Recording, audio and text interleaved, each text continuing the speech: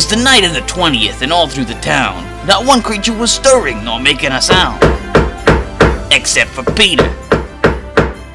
Nobody told me November didn't have 54 days! Christmas is here, which means the loudspeakers in Walmart are playing the worst music of all time. But that's really the only thing bad about Christmas. Well, that and crippling debt. Christmas has always been the best season to sell something. People are generally more willing to go into the red at this time of year. This is especially the case for video games, many of them being rushed out the door to release in this holly-covered window. Unfortunately, this rush can be very bad for some games that really needed more time in the oven, so they end up having a soggy bottom, so to speak. This has never been more evident with Sonic 06, which is notorious for being one of the worst games of all time.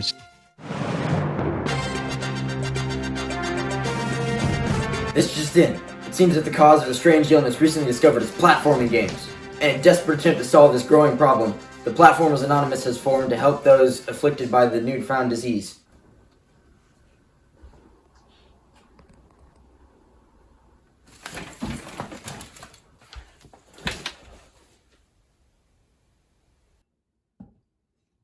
It's me again. My name is Peter, and I'm not an alcoholic. This isn't an AA meeting. Oh, thank goodness. I thought I'd gone to the wrong event. This is your house! You know, I didn't notice. What's with the hat? Oh, it was part of the deal. I think it expired after I finished talking about Spyro. Okay, why do you still have it on? It's a nice hat. I don't really... So what's with them? Oh, he couldn't come, so he recorded himself talking. Makes sense. I still can't believe that platformers caused this mess. Strange, isn't it? Well, there's no use complaining. We've already caught it. Wait, if we've already caught it. What's wrong with you? The jump button is so cool, man. They should make an entire genre based around having one. Huh. Platformer is probably the most prolific genre of games to ever exist. And when there are 42 Call of Duty games, that scares me. If you've played games before, you've most likely played a platformer, unless you've only played Tetris. The greatest of these are a blast to control and are beloved by many, whereas the worst of these control stiffer than a wall and have about as much content to offer as this thumbtack. Seriously, if you're gonna make a game, can you at least give us more than a glorified Mario clone that is actively worse than the original? But it was not always like this. Long ago in the forgotten age of 1980, there wasn't such a thing as a jump button. Yeah, crazy, right? It was all Pac-Man, Pong, and Space Invaders clones. Then from out of nowhere, Donkey Kong was released to the public. While it was a really good arcade game, I refused to play it due to the atrocities of fall damage and the unnecessary cheese to make you spend more quarters. Like, come on, how was I gonna know that this barrel was gonna go down this ladder? A sledgehammer. But for the next several decades, platformers would continue to evolve into what we know today. They even made a foray onto the PC headlined by Super Tux. This game is so much fun, and it has no right being this good. The controls are so smooth you could skate on them. What? With a hearty story mode consisting of 2 worlds, more coming soon, and an overactive community that's made dozens of free level packs accessible through the main freaking menu, it even has a level editor. Mario can go jump in a lake! Yeah, he can? Super Tux has everything you could want in a platformer. Power-ups, cool enemies, and well-designed bosses. This game has been one of the best free platformers out there for a long time, and arguably still is. There are so many platformers on the market today, and I can't help but smile at the effort put into so many of them. But there are some that miss the mark. Some by a little, and some are on the Wii. Oh, you mean Anubis 2? What? Oh, come on, you've never played Anubis 2? Here. You just have a copy? Yeah. And a Wii. You legitimately have a Wii with all proper cables and controllers with you at all times. Yeah, but I don't have a nunchuck though, so we can't play. Ding dong! And who are you supposed to be? I heard the gathering of Platformers Anonymous was supposed to be here. From myself? Yeah. Whoa! I'm gonna need some certification before I let you in. How about this? Yeah, it's a platformers gathering. Come on in. Anubis 2. No, there isn't an Anubis 1, this is just what the game is named. This is considered one of the worst platformers of all time, and I can see why. Not only are both jump and attack bound to shaking the Wiimote and nunchuck, The jump itself is bad, the gravity is bad, the enemies are a pain, and my sanity is burning down faster than the house!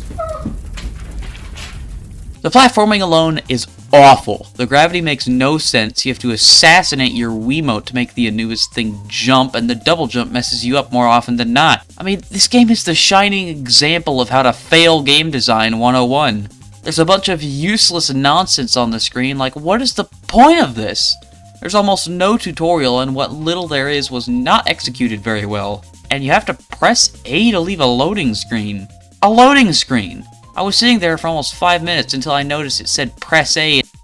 You're completely blind, aren't you? Even the camera doesn't function. I mean, what other game can you think of flips the camera like this the second you move backward, thus making your character flip and move forwards? The enemies quite often don't take damage when they should. I hit this thing, it legitimately is supposed to go down in one hit, what the heck? This game gave me more anxiety than Celeste. I knew I was gonna play garbage, but I didn't expect it to be worthy of being burned at the stake. Well, that was the worst piece of garbage I've ever played. Surely platformers can't get worse than this. Why is there no box art? Well, I misplaced it. Sid the Dummy. I don't know what to say. It's bad. You can't even jump, so it barely classifies as a platformer. In fact, so much of its moveset it depends on exact Wiimote movements that I couldn't even play the game. Also, it has to load every time you enter the elevator. Can I leave yet? No. Yeah. What else can I say at this point? I couldn't perform almost any basic actions. Even the story cutscene at the beginning was... And I accidentally skipped it because I put down the remote, making it think I had shaked it. Please screw up more. Man, screw this game. I want to talk about something positive.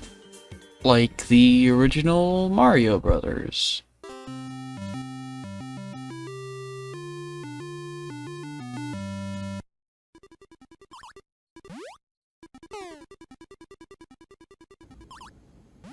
Let's talk, Alex Kidd. Alex Kidd in Miracle World. While at first glance it looks like a simple platformer with awful gimmick levels, it is.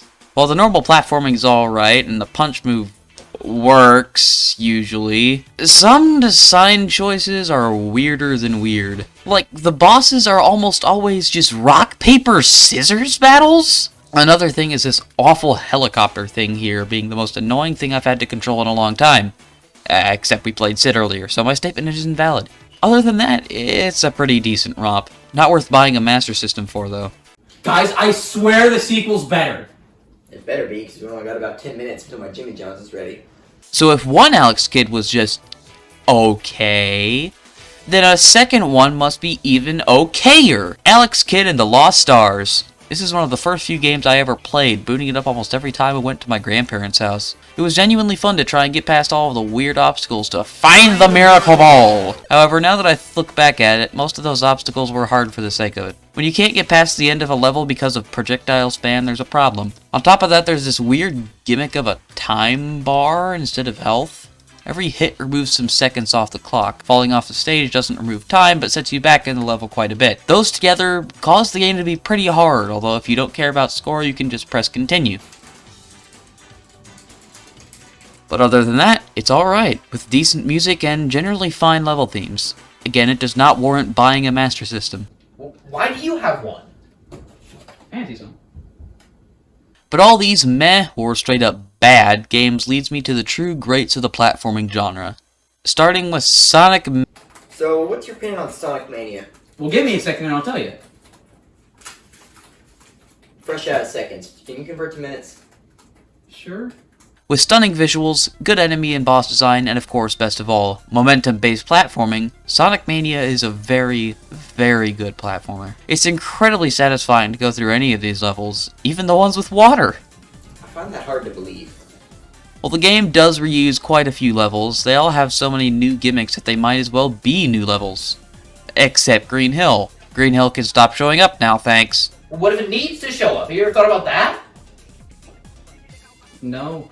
Beyond the reused level themes, there are multiple great new ones to keep the game from being a complete letdown. Studiopolis, Press Garden, Mirage Saloon, they're all wonderfully crafted. And on top of all this, there's a second mode. Well, now I'm hooked. Give me the controller. Whoa, you want to catch platformer syndrome? If you happen to have the Plus version of Sonic Mania, the Encore mode acts like a New Game Plus, in which you can switch characters throughout the playthrough and have very limited lives. So how many lives do you have? Oh, just one. I got it from playing Golden Axe Adventure. Is it a platformer? No. You're a disgrace. So all in all, Sonic Mania is a really good game. But what about Sega's rival Nintendo? What do you mean, rival? Well, I mean, they're rivals. Haven't you seen the Genesis ads? I've been disconnected from society, haven't I? Well, Nintendo came into the 16-bit era swinging a metal bat. Super Mario World, a really good game according to the people. Yeah, I've only ever played this once, so it'll be really interesting to see what it has in store. How are you using a Master System controller when... Don't ask stupid questions. With a big world map and tons of secrets, Super Mario World has a lot to offer. The platforming itself is pretty slippery sometimes, but it's alright. I mean, it isn't Celeste, but it's fine. Nothing beats Celeste in terms of controls. I mean, have you even tried corner boosting? Moving on! The level design here is solid. I found myself enjoying almost every single one of them. Almost. The bosses, however, were average. Like, come on, you either just jump on their head a few times or knock them into lava and you're home free. This barely counts as a boss. Other than that, this game is very good, with some of the most fun levels I've ever played in a platformer. Platformers are the bread and butter of the gaming industry. These things are the generalized conception of video game to many. Most of them are fine, some are great, but a large number of them aren't even close to the idea of good. Oh, I better get that. Do y'all want anything? Coffee. Battery acid.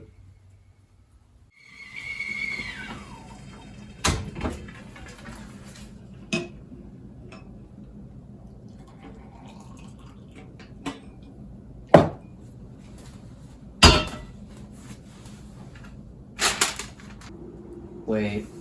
Once I recover from this, I can't play platformers anymore.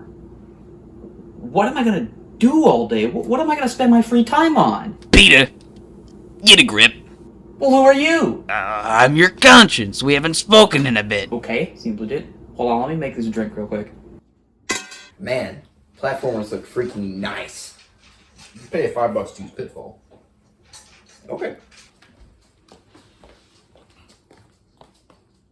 Atari It all and started Atari in stuff 1983 and when Atari Atari was a franchise and like that if you was ever played specifically them, Thunderous Atari, Family Dino, maybe but we're just not so doing I'm that. Atari, Originally, but two they're not guys. I in mean, the it doesn't even have Dino. stickers. It goes like Originally, to us the spring tracksuits. What is going on? Are you kidding me? Tom played a platform and he hasn't gotten sick. Well, how can you tell? Symptoms of loving Atari, Pitfall, am I right? hating any kind of RPG, Get that out of here. We're playing Pitfall and eating Jimmy John's. and having an unhealthy obsession with coffee.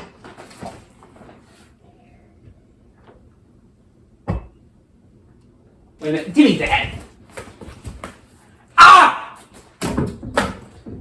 I'm not drinking coffee either, so it can't be platformers causing this mess.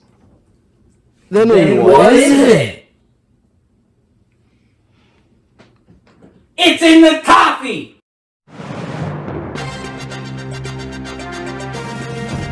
This just in. It appears that platformer syndrome is actually caused specifically by Orson Coffee. Due to this new information, Orson Industries is closed, and the CEO Orson is wanted for questioning. Unfortunately, he has evaded the authorities so far. After all that, I'm just glad I can keep playing platformers. But man, there were so many good games we could have played on the Wii. Like Mario Party 9. Ding dong!